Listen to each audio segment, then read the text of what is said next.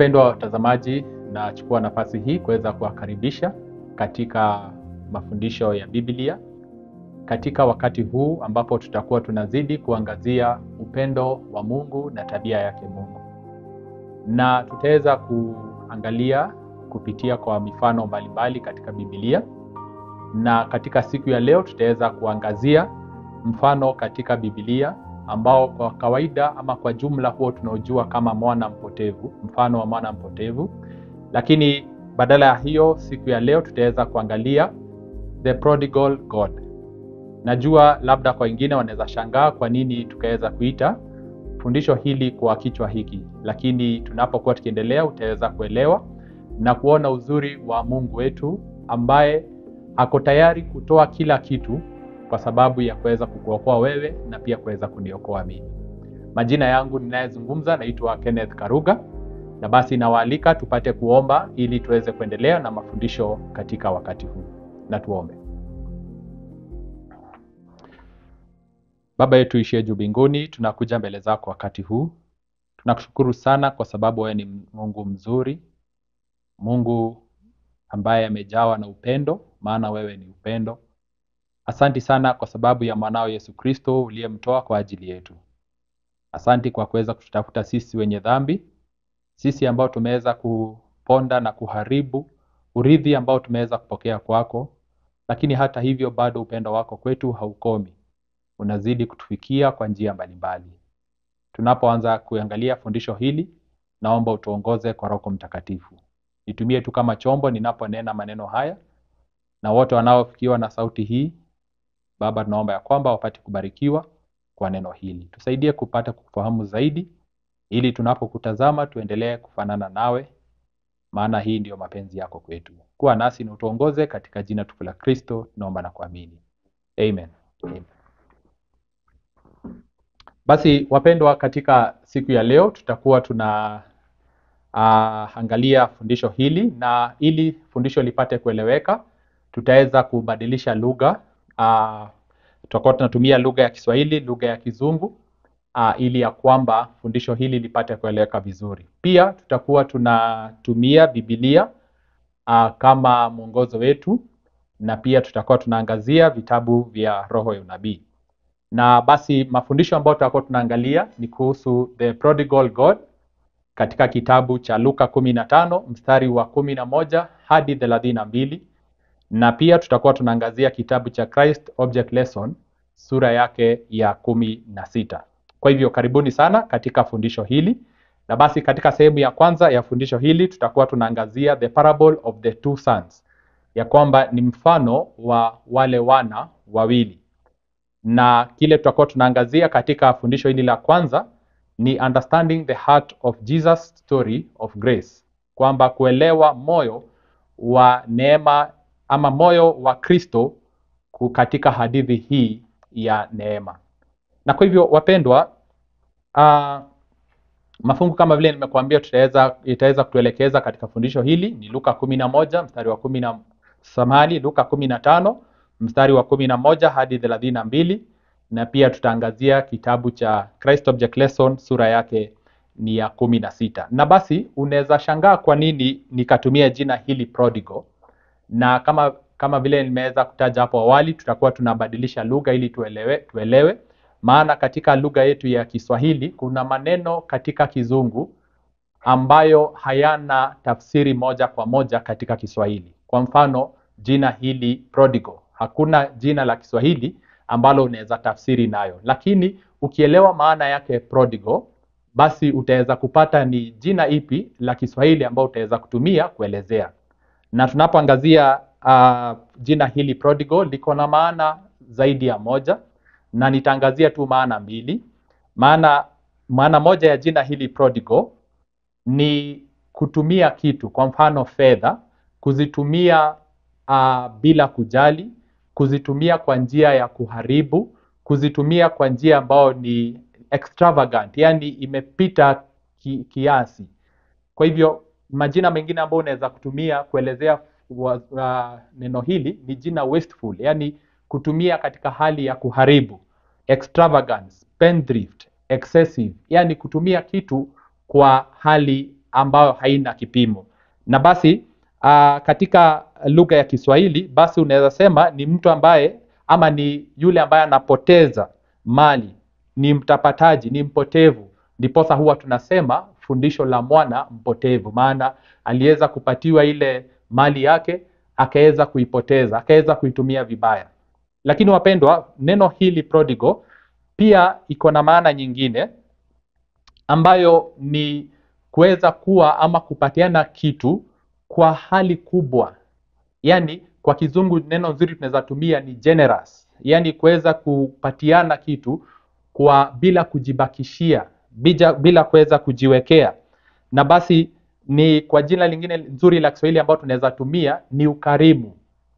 Generous, ukarimu. Kwa hivyo tunaposema the prodigal God, tunamaanisha Mungu mkarimu. Na kwa hivyo katika fundisho hili tunaweza kuona maana yote mbili ya jina hili prodigal. Katika yule mwana tunamuona jinsi alivyopoteza na kuharibu mali ambayo aliweza kupatiwa. Lakini kwa upande ule mwingine tunaona picha ya baba yake ambayo ako generous, ambaye ako mkarimu. Na basi hii ndio picha halisi tunayoangalia kuhusu Mungu wetu, who is a prodigal God, who is a generous God, ambaye ni Mungu ambaye ni mkarimu, Mungu ambaye ako tayari kutoa kila kitu kwa sababu ya huyu mwenye dhambi.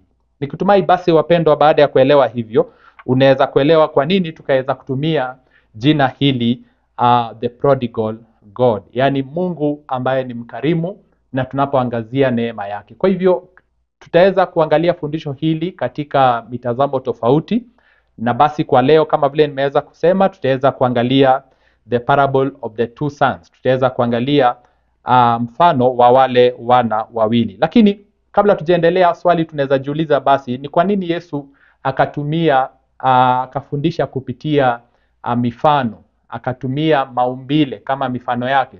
Kitabu cha Wakolosai 1:16 Biblia inatuambia hivyo wapendwa, kwamba kwa kuwa katika yeye, yani katika Yesu Kristo, vitu vyote viliumbwa, vilivyo mbinguni na vilivyo juu ya nchi, vinavyoonekana na visivyoonekana, ikiwa ni vitu vya enzi au usultani au enzi au mamlaka, vitu vyote viliumbwa kwa njia yake na kwa ajili yake. Kwa hivyo wapendwa, kwa nini Yesu katumia maumbile na vitu katika dunia hii kuelezea mafundisho yake? Ni kwa sababu yeye mwenyewe ndiye muumbaji, anavielewa zaidi, na kupitia kwa vile anavielewa zaidi, anaweza tumia mifano ile ili kutusaidia sisi nasi tupate kuelewa mambo yake kwa urahisi, maana yeye ni muumbaji na yeye ndo aliweza kuumba vitu hivi vyote. Ndiposa katika Biblia utapata mifano mbalimbali inayotumiwa ya kimaumbile. Kwa mfano wa mwana-kondoo aliyepotea.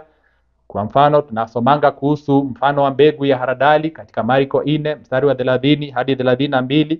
Huwa tunasoma mfano wa Msamaria mwema Luka 10:30 hadi 36. Vitu vyote ambavyo Yesu Kristo aliweza kuumba, ikiwemo pia wanadamu. Mfano wa mtini Luka 13:6 hadi 9, anatumia maumbile, vitu ambavyo yeye mwenyewe aliweza kuumba ili kuweza kupatiana lesoni zake.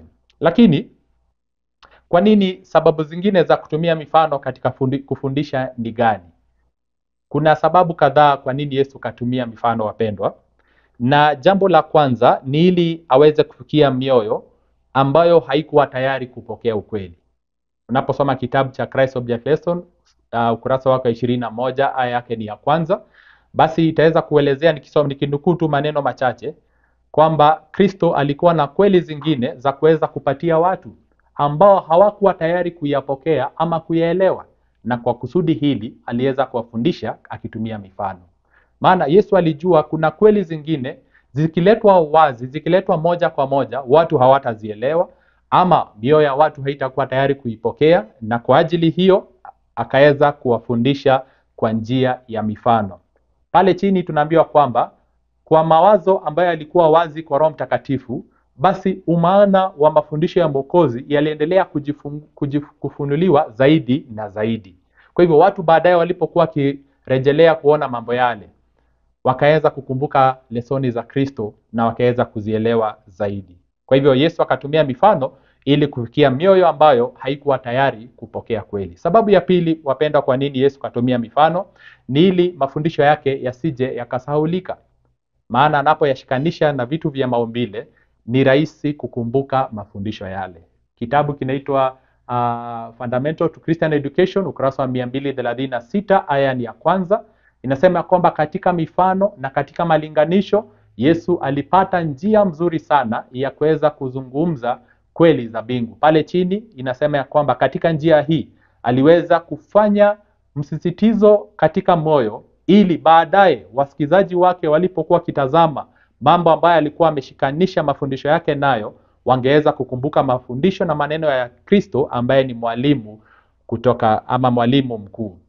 Kwa hivyo Yesu akatumia mifano ili yale mafundisho yake yasije yakasahaulika. Sababu ya tatu kwa nini Yesu katumia mifano ni ili pia maadui wake wasipate sababu za kumshtaki na kupinga mafundisho yake. Maana kumbuke kulikuwa na maadui wengi wa Kristo, Wafarisayo, Wasadukayo, na ili basi wasije wakapata sababu yoyote ya kuweza kumshtaki Kristo ama kupinga mafundisho yake, Yesu katumia mifano. Kitabu cha Christ Object Lesson, ukurasa 22, aya kwanza, hii inasema ya kwamba alikuwa na sababu nyingine ya kufundisha katika mifano, maana miongoni mwa watu waliokusanyika kando yake palikuwa na makuhani, palikuwa na marabii, kulikuwa na waandishi, kulikuwa na wazee, kulikuwa na Herodians, kulikuwa na viongozi, kulikuwa na watu ambao walikuwa wamependa dunia, kulikuwa na watu ambao walikuwa natafuta tu kupata kitu cha kuweza kumstaki Yesu Kristo. Na basi wakatuma wapelelezi wafuate Kristo hatua baada ya hatua kila siku, ili wapate kitu katika maneno yake ambao wangeyatumia kumhukumu na pia kumnyamazisha kabisa yeye ambaye alikuwa anavuta dunia kwa upande wake. Tunaambiwa kwamba Mwokozi alielewa tabia ya wanadamu hawa, na basi akaelezea ukweli kwa njia ambayo hawangepata chochote cha kuweza kuleta kesi yake mbele ya baraza la Sanhedrin. Kwa hivyo wanapoenda kutafuta sababu, kitu moja ambao watasikia Yesu ametaja waweze kumstaki nayo, wanasikia Yesu akizungumza kuhusu mpanzi ambaye ameenda kupanda mbegu, zingine zinaanguka katika miamba, zingine katika njia, zingine katika michongoma, zingine katika udongo mzuri. Wakisikia hivyo wanakosa kitu cha kupata cha kumstaki Kristo. Wakienda kumsikiliza wanasikia akitoa mfano wa mwana mpotevu, mfano wa kondoo aliyepotea. Lakini kumbe katika mafundisho haya kuna mambo mengi Yesu alikuwa anafikishia watu wake. Na basi sababu ya nne, wapendwa, kwa nini Yesu kaweza kutumia mifano ni ili kuwa kumbukumbu ya kazi yake ya uumbaji. Tuliangalia Wakolosai 1:16 kwamba Kristo ndiye muumbaji. Vitu hivi vyote alivyotumia kama mifano, yeye mwenyewe ndo aliweza kuviumba. Na basi anaposhikanisha lesoni yake na vitu vya maumbile, pia ni kutusaidia tuweze kurejesha akili zetu kwa yeye ambaye ni Mungu, yeye ambaye ni muumbaji wa mbingu na nchi. Tunaambiwa katika kitabu cha Christ Object Lesson 25 aya ya kwanza kwamba kusudi la Kristo kufundisha kutumia mifano ilikuwa ni kulingana na kusudi la Sabato. Maana Mungu alipatia wanadamu kumbukumbu ya nguvu yake ya uumbaji ili wapate kuweza kutambua kazi zake za mikono yake. Tunaambiwa pale chini tunastahili tuchunguze mafundisho ama mifano ya Mwokozi alipoyazungumza pale uwanjani, na pia katika mapango, na pia katika mahali ambapo kwa wazi, akiwa amekaa katika nyasini, akiwa pia pale katika maua. Na tunapokuja karibu sana na maumbile, Kristo anafanya uwepo wake kuwa ni wa kweli kwetu, na anazungumzia mioyo yetu kuhusu amani yake na pia kuhusu upendo wake. Kwa hivyo mafundisho haya pia yanapolinganishwa na maumbile, pia ni ya kurejesha akili zetu kwa yeye ambaye ni muumbaji, yeye ambaye aliweza kutenga siku ya saba kuwa ni siku ya pumziko, kwa sababu aliumba mbingu na nchi kwa siku 6, lakini siku ya saba akaweza kupumzika. Na basi sababu ya tano ambayo ningependa kuelezea kwa nini Yesu katumia mafundisho ni ili, wapendwa, aweze kufunua siri za mbingu kwa watu wake. Siri za mbingu kwa watu wake. Roho nabii anatuambia hivi, kitabu inaitwa Testimonies to Ministers, page 34, paragraph yake ya kwanza. Pale chini nasema kwamba mkombozi wa dunia aliyetumwa na Mungu, mwalimu mkuu ambao wana wa wanadamu wamewahi jua, Alielezea mambo mengine ya mashauri, sio kwa dunia bali kwa wanafunzi wake peke yake. Ilhali alikuwa na mazungumzo ambayo ilikuwa ya umati wote waliofuata nyayo zake. Pia alikuwa na nuru spesheli na mashauri ya kupatia wafuasi wake ambayo hakupatia umati wote. Kwa nini? Kwa sababu haingeeleweka wala hazingefurahiwa na wao. Kwa hivyo wapendwa, kuna siri ambazo Mungu ako nayo kwa watu wake. Si mambo yote Yesu aliweka wazi. Anapozungumza katika mifano mbele ya umati, wanafunzi wake baadaye wanaporudi nyumbani wanauliza Yesu, hebu tuelezee ulimaanisha nini katika mafundisho haya? Yesu anaanza kuwafundisha ama kuwafunulia siri za mbingu. Kwa hivyo wapendwa, tunaposoma mafundisho na mifano hii ya Yesu, tukumbuke ya kwamba tunaziangalia siri za mbingu. Tupate kumwelewa Mungu wetu zaidi, tupate kuona upendo wake zaidi, tupate kuona neema yake zaidi, tupate kuona uzuri na upendo wake. Mathayo 13 mstari wa 10, maandiko yanasema, wakaja wanafunzi wakamwambia, kwa nini wasema nao kwa mifano? Yesu akajibu akawaambia, nyinyi mmejaliwa kuzijua siri za ufalme wa mbinguni, bali wao hawakujaliwa. Kwa hivyo mpendwa msikilizaji, pia nawe umejaliwa. Tumejaliwa kuzijua siri za ufalme wa mbinguni, siri za ufalme wa Mungu wetu ambaye ni mzuri, Mungu wetu ambaye ni upendo. Kumbukumbu la Torati 29:29, maandiko inasema kwamba mambo ya siri ni ya Bwana Mungu wetu, lakini mambo yaliyofunuliwa ni yetu sisi na watoto wetu milele. Kwa nini? Ili tuyafanye maneno yote ya sheria hii. Kwa hivyo mambo ambayo yamefunuliwa, wapendwa, ni yetu na watoto wetu. Na basi baada ya kufanya utangulizi huo, nataka tuweze kuendelea sasa katika fundisho hili la The Prodigal God, Mungu mkarimu. Na tukiangazia sehemu ya kwanza ambayo ni mfano wa wana wawili, the parable of the two sons. Na basi ningependa nianzie na kitabu cha Luka 15 mstari wake ni wa 11. Maandiko inasema, akasema mtu mmoja alikuwa na wana wawili. Na wapendwa, kama vile tumeweza kuona, Yesu aliweza kutumia mifano mara nyingi alipokuwa akifundisha, na aliweza kutumia hadithi rahisi ambazo zimebeba kweli za milele. Na basi pale katika kitabu cha Luka 13:15, Yesu anaelezea mifano 3 ambayo imeshikanishwa. Anaelezea mfano wa kondoo aliyepotea, anaelezea mfano wa shilingi iliyopotea, na pia anaelezea mfano wa wana waliopotea. Wengi huwa wanachukulia ni kama ni mwana mmoja alikuwa amepotea, lakini it is not the parable of the lost son, it is the parable of the lost sons. Maana Luka 15:11 haizungumzii kuhusu mwana mmoja, inazungumzia kuhusu wana wawili. Maana wote tutakuja kuona walikuwa wamepotea. Kwa hivyo kila mmoja inafunua upendo wa Mungu kwa yule ambaye alipotea. Lakini fundisho hili la mwisho la mwana mpotevu, basi inatufunulia tuweze kuona moyo wa baba yetu, tuweze kumwelewa Mungu wetu vizuri.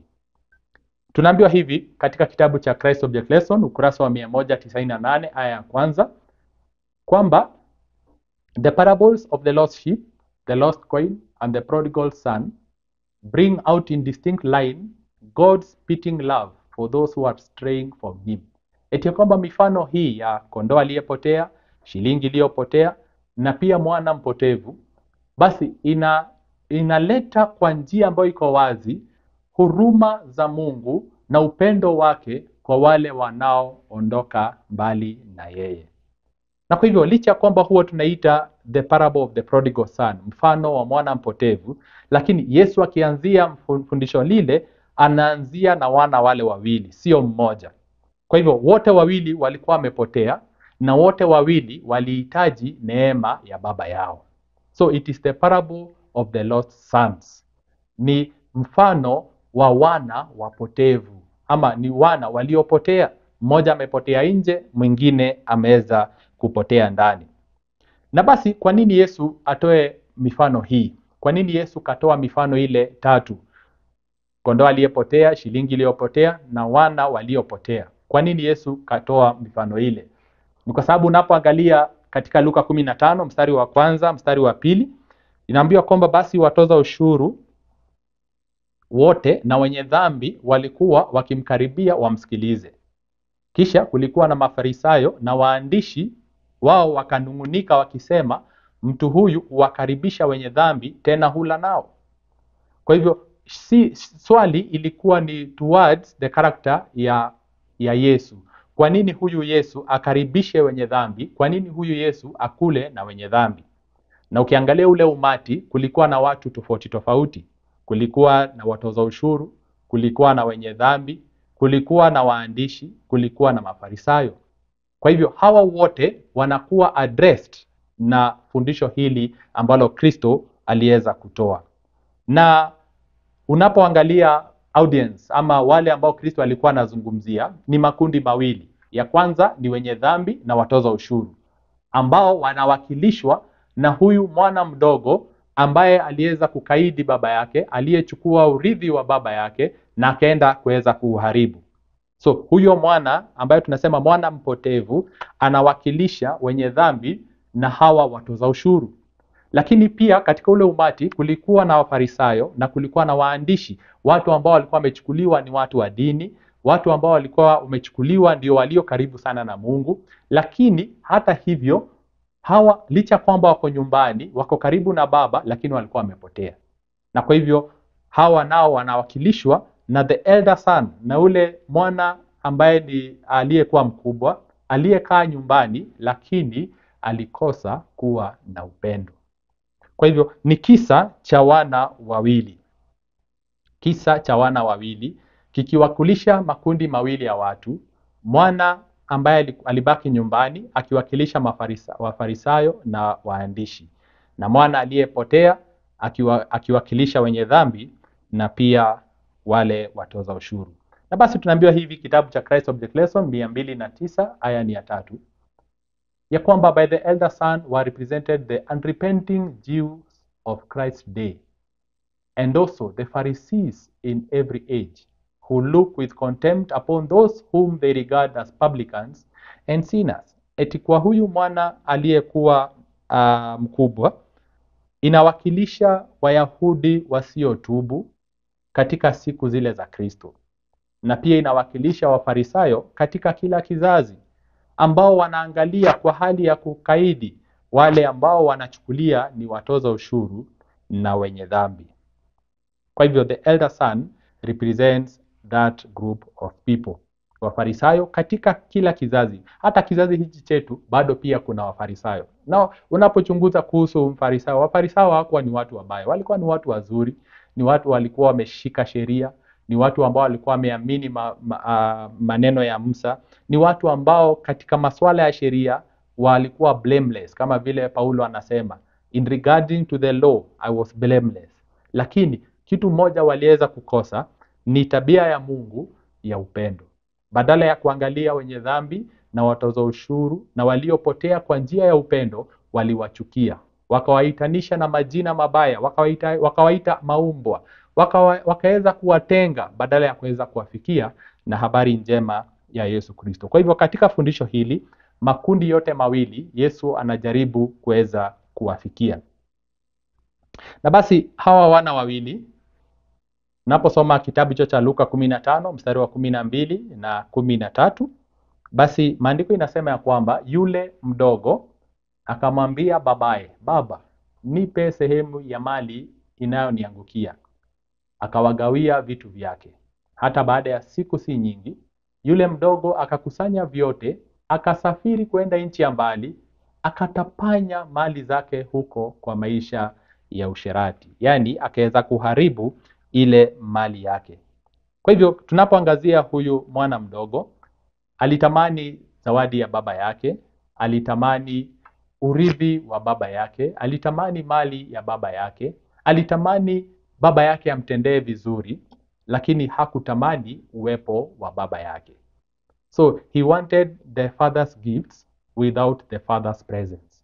Alitaka zawadi za baba yake, lakini hakutaka uwepo wa baba yake. Na hivyo ndivyo hali yetu ilivyo, wapendwa, sisi kama wenye dhambi. Tunataka baraka za Mungu, tunataka Mungu atubariki, atupatie neema yake, atupatie uzuri wake, abariki mali zetu, abariki familia zetu, lakini mara mingi hatutaki uwepo wake. Ndiposa yule kijana ikabidi aende nchi ya mbali, mahali ambapo angekuwa mbali na baba yake. Lakini hii tunawakilishwa sisi ambao ni wenye dhambi, tunaotaka uhuru kando na Mungu. The sinner always wants freedom apart from God. Na uhuru usiokuwa na Mungu si uhuru, maana utaweza kujiharibu, ni kitu ambacho kitaweza kupoteza maisha yako. Na kwa hivyo picha ile ambayo tunaona pale ni picha yetu sisi kama wenye dhambi, ambao tunataka kuondokea Mungu kwa sababu hatutaki uwepo wake. Lakini pia kuna mwana mwingine ambao pia sisi tunawakilishwa na yeye, ambao ni the elder son. Luka 15 mstari 25 na 30 ukisoma, licha kwamba alibaki pale nyumbani, moyo wake ulikuwa baridi, na yeye kutii haikuwa ni kwa sababu ya upendo. Kutii kwake ilikuwa ni kwa sababu ni kama majukumu, it was out of duty. Na basi anawakilisha wale ambao huwa wanategemea haki yao wenyewe. Maana yule kijana aliyekuwa amebaki pale nyumbani, kwa sababu ya yeye kubaki nyumbani, alitarajia basi baba yake amtendee mema kwa sababu ya kile amefanya. Lakini akasahau ya kwamba baba hakumpenda ama kumfanyia vizuri kwa sababu ya kile ambacho amefanya. In fact, hata Mungu wetu badala ya kuweza kukriticize na kushtumu wengine, basi tutajaribu kuona vile tutaweza kuwaokoa, vile tutaweza kuwapenda na vile tutaweza kuwarejesha nyumbani. Tunaambiwa hivi, he will detect every mistake and make the most of every wrong act. This he will seek to justify his own unforgiving spirit. Ya kwamba angetaka kuangalia makosa yote kwa ndugu yake, na pia kuweza kutumia jambo kidogo ambayo ndugu yake angefanya aweze kuitumia kwa hali yote awezavyo. Lakini yeye kufanya hivi, tunaambiwa wapendwa, ya kwamba alifanya hivi ili kuweza kujihesabia haki kwa kuwa na roho ya kutokusamehe. Na mara mingi hivyo ndivyo hali huwa, ya kwamba tunapoona mtu ameenda kinyume, badala ya kuwa na hali ya kusamehe, huwa tunataka kushtumu, kuonesha vile amekosea, kuonesha vile ameenda mbali, ili kutia nguvu ile hali yetu ya kutotaka kusamehe. Kwa hivyo fundisho hili wapendwa, lina mengi la kutundisha kwetu sisi. Nukuu inaendelea kutuambia, many today are doing the same thing.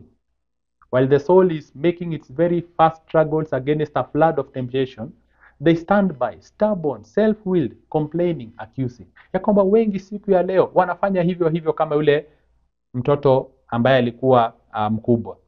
Wakati moyo unajaribu kuweza kung'ang'ana, wakati mtu anapokuwa akipitia majaribu mengi, badala ya kusaidia, badala ya kumwombea, huwa tunasimama na tunaanza kulalamika na tunaanza kushtaki.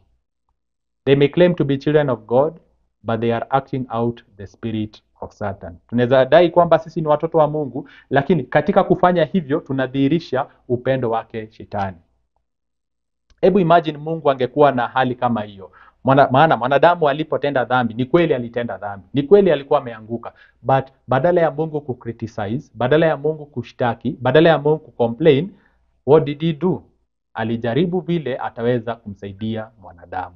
Kwa hivyo na sisi pia tunapoona wengine wakiwa wamelemewa na dhambi, wakiwa wamelemewa na majaribu, badala ya kushtaki, badala ya kucomplain, badala ya kushtumu, badala ya kulenga kidole, tunastahili tutafute vile ambavyo tutaweza kufikia ule moyo. Na ndiposa katika ile fundisho, yule baba alipoona mwana wake mkubwa amesikia vibaya, hataki kukuja kwa karamu, ilibidi atoke aende amtafute kule uwanjani. Kwa hivyo tunaambiwa, by the attitude towards their brethren, these accusers place themselves where God cannot give them the light of his countenance. Ya kwamba kwa kuwa na hali hii kwa ndugu zetu, basi wastaki hawa wanajiweka mahali ambapo Mungu hawezi kuwapatia nuru ya uso wake. Na basi wanahesabiwa pamoja na Shetani, who is called the accuser of brethren. Mungu wetu atusaidie tusije tukawa na tabia hii ambayo inatokana na kuwa na roho wa Shetani. Kwa hivyo katika ile mfano wapendwa, tunapoangalia tunaona tabia ya Mungu ikilinganishwa na tabia yake Shetani. Okay, hebu na tuendelee. Tuangalie sasa moyo wa baba. Moyo wa baba. Na katika fundisho hili wapendwa, the father is the true center of the story. Katika kile kisa kinalenga sana yule baba. Maana yeye ndiye anajaribu kufikia mtoto aliyepotea, na pia yeye bado tu ndio anajaribu kufikia mtoto aliyebaki nyumbani, lakini amepotea akiwa nyumbani. So he let the younger son go but watches daily for his return. And when the son comes home, he returns to meet him. Something a Middle Eastern father will never do. It shows great eagerness to forgive. Ya kwamba wakati alipokubali yule mtoto mdogo aende, maana alisema kwamba nipatie mali yangu mimi niende. Baba hakumkataza, alimkubali, lakini alikuwa anatazama, anaangalia kila siku akitarajia siku ile mtoto wake ataweza kurudi. Na basi aliporudi yule baba alikimbia kuweza kukutana na yeye. Na hii haikuwa ni jambo la kawaida kwa baba wa sehemu zile, the eastern part of this world, kule Palestine, upande huo, hii haikuwa ni jambo la kawaida kwa baba wakati ule kufanya. Lakini huyu baba yeye alikuwa tayari kuendea mtoto wake, kuweza kumkimbilia alipokuwa amerudi, jambo ambalo baba wa wakati ule hangeweza kufanya. Na hii inatuonesha picha ya vile Mungu ako tayari sana kuweza kutusamehe. So katika picha yule baba tunaona picha ya Mungu wetu, vile alivyo na hamu sana ya kuweza kufikia mwenye dhambi, kuweza kusamehe mwenye dhambi. Tunaambiwa kwamba he also goes out to plead with the elder son, showing that his love reaches both the rebellious and the self-righteous alike. Ya kwamba huyu baba pia tunaona ya kwamba anaenda kuongea na yule kijana wake mkubwa, kumsihi. Na hii basi inatuonesha picha ya kwamba huyu baba upendo wake unafikia wote wawili. Inafikia yule mtoto mkaidi, na pia inafikia yule mtoto aliyekuwa na haki yake mwenyewe, aliyekuwa na hali ya kujiona ako bora kuliko wengine. Kwa hivyo upendo wa Mungu unafikia watu wote, waliopotea na walio ndani, those who are self-righteous. Kwa hivyo yeye ndiye aliye msingi katika fundisho hili. Tunaambiwa hivi, naposoma kitabu cha Christ Object Lesson, ukurasa wa 209 aya ya 4. Ya kwamba in the parable, the father's remonstrance with the elder son was heaven's tender appeal to the Pharisees. Ya kwamba katika ule mfano, vile baba alivyokuwa nasihi na yule kijana wake mkubwa, hii ilikuwa ni tendo la mbingu la kusihi sana wa Farisayo. Baba akamwambia, all that I have is thine, not as wages, but as a gift. Like the prodigal, you can receive it only as the unmerited bestowal of the father's love. Ya kwamba baba akamwambia yule kijana, hii mali yote niko nayo, sio yangu, ni yako tayari. Na sio yako kwa sababu umefanya kazi nikakupatia, ni yako kwa sababu ni zawadi. Wewe ni mtoto wangu, mali hii yote nilio nayo ni yako pia. Na kwa hivyo kama vile yule mwana mpotevu, tunaweza pokea upendo huu, tunaweza pokea zawadi hii, sio kwa sababu ya kitu kizuri tumefanya, bali tunaipokea kwa sababu ya upendo wa baba usio na kipimo kwetu. Na basi wapendwa, tunapokuwa tukimalizia, kwa sababu nimwambia huu ni utangulizi wa mfundisho ambao tutakuwa tunaendelea kuijenga, tuweze kuelewa vizuri. Na basi kuna lesoni 4 za muhimu ambao tunaweza pata katika fundisho hili wapendwa. Na lesoni ya kwanza ambao tunaweza pata katika fundisho hili ni kwamba ni upendo wa Mungu usiokuwa na kipimo. God's love is boundless. It seeks both the wayward and the proud. Upendo wa Mungu hauna kipimo, inatafuta yule ambaye amepotea na inatafuta yule aliye na kiburi. Ilitafuta mwana aliyekuwa amepotea, ilitafuta mwana aliyekuwa amebaki nyumbani akiwa na kiburi. Luka 19 mstari wa 10 inasema, kwa kuwa mwana wa Adamu alikuja kutafuta na kuokoa kile kilichopotea. Whether ni nje ama ni ndani, wote walikuwa wamepotea na wote walihitaji kuweza kutafutwa. Na upendo wa Mungu hauna mipaka wa kufikia huyu ama kufikia yule mwingine. Pointi ya pili tunaweza jifunza katika ile fundisho ni kwamba proximity doesn't equal intimacy. Ya kwamba kuwa karibu si kumaanisha ni upendo. Unaweza kuwa katika nyumba ya baba lakini usiwe na moyo wake. Kama yule kijana mkubwa alikuwa nyumbani lakini hakuwa na upendo wa baba yake.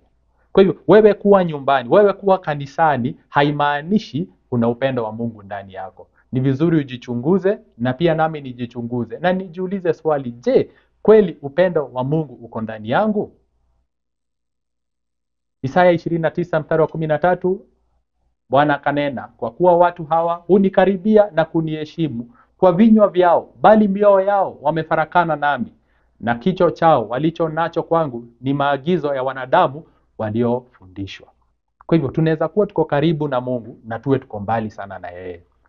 Jipeleleze na pia nami jipeleleze. Tujiulize, je, sisi ni kama yule kijana mkubwa? Ako nyumbani, ndio, ako nyumbani kwa baba yake, lakini moyo wake uko mbali sana na moyo wa baba yake.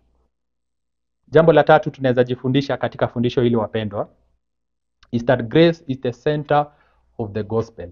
Neema ndio msingi wa Injili. Neema ni nini? Neema ni upendeleo mkubwa ambao unapendelewa na Mungu. It is unmerited favor.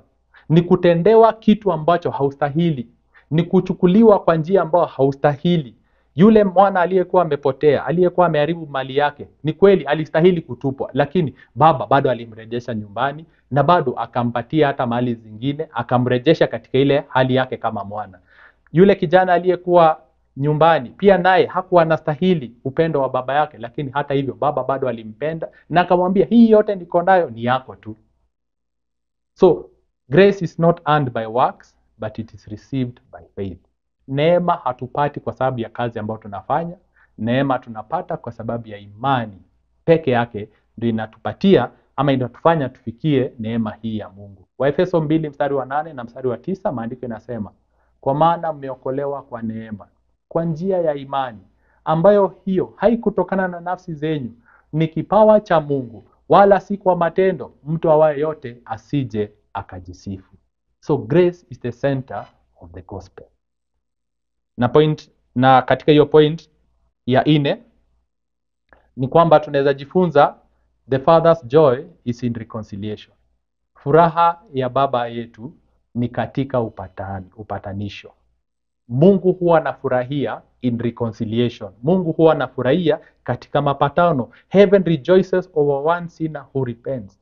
Mbingu huwa inafurahia sana wakati mwenye dhambi mmoja anapotubu. Luka 15 mstari wa 7 inasema, nawaambia vivyo hivyo kutakuwa na furaha mbinguni kwa ajili ya mwenye dhambi mmoja atubuye, kuliko kwa ajili ya wenye haki 99 ambao hawana haja ya kutubu. Kwa hivyo katika fundisho hilo tunaona ya kwamba ni furaha ya baba kuweza kuleta mapatano. Na ndiposa pia nasi tumepatiwa huduma ya upatanisho. We have been given the ministry of reconciliation, ili na sisi pia tukue na furaha katika kuleta mapatano. Basi wapendwa, maswali nataka nikuache nayo ni haya kabla tujafika pale. Kitabu tulikia Selected Messages ya kwanza 390 aya ya kwanza inasema, must the sinner wait until he is filled with remorse for his sin before he can come to Christ? Je, lazima mwenye dhambi angoje hadi asikie amehukumika kwa ajili ya dhambi yake ndio akuje kwa Kristo? Hapana. Tunaambiwa the very first step to Christ is taken through the drawing of the Spirit of God. As man responds to this drawing, he advances towards Christ in order that he may repent. Ya kwamba hatua ya kwanza ya kumwendea Kristo si wewe huwa unachukua. Hatua ya kwanza ya kumwendea Kristo si mimi huwa nachukua. Si mwenye dhambi huchukua hatua ya kwanza kumwendea Kristo. Hapana. Hatua ya kwanza ni Kristo mwenyewe huwa anachukua. Aje kupitia kwa kuvutwa na Roho wa Mungu, na mwanadamu anaporespond, anapokubali mvuto huu, basi anaanza kupiga hatua ya kuweza kumwelekea Yesu Kristo ili atubu. Kwa hivyo wapendwa, pia toba ni zawadi inayotoka kwa Mungu. Toba haitokani na wewe, toba haitokani na mimi. Toba ni zawadi, kama vile msamaha pia ni zawadi tunayopokea kwa Mungu. The first step ya kuendea mwenye dhambi ni Mungu mwenyewe huwa anachukua, na kwa Roho wake anakuvuta.